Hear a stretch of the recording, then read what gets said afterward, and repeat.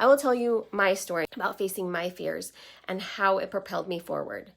I was going through a very, very difficult time with my family and with my identity and trying to figure out who I was as a human, not just a mom and a wife and all the other roles that I was taking on. And during this time, I found meditation. And one of these meditations was so profound that I still cling to the messages from it today. Now, in this particular meditation, I was with my grandmother in this meadow, and there's always a forest on the edge of the meadow. And as I entered the meadow, I could see the forest and feel it. I could feel it calling to me and telling me I had to face it. I was going to one day have to enter that forest and face the fears that I was not willing to face in the past. And I could see all these beady little eyes looking at me.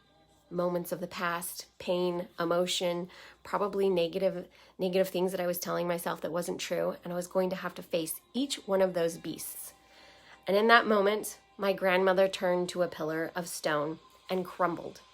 It was so terrifying to her that she just crumbled. If my grandmother is that afraid of my beady little eyes, my beasts, how the heck am I going to face them?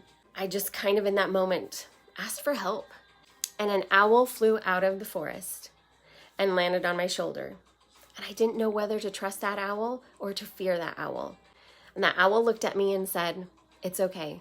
I can see in the dark and I'll guide you through that forest." In that moment, I felt so larger than life. I just felt so powerful.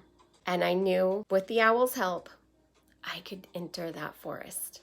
And knowing that I was supported and guided, and there was something there that would help me face the dark, I was able to face those beasts within the forest.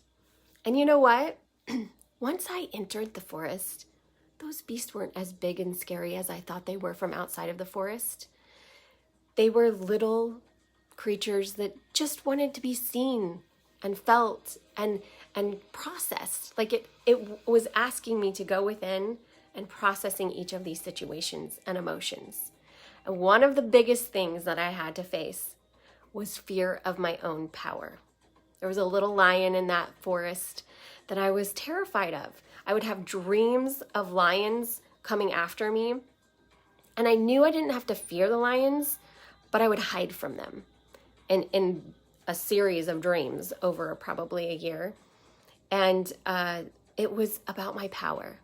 I feared my own power because other people misunderstood it.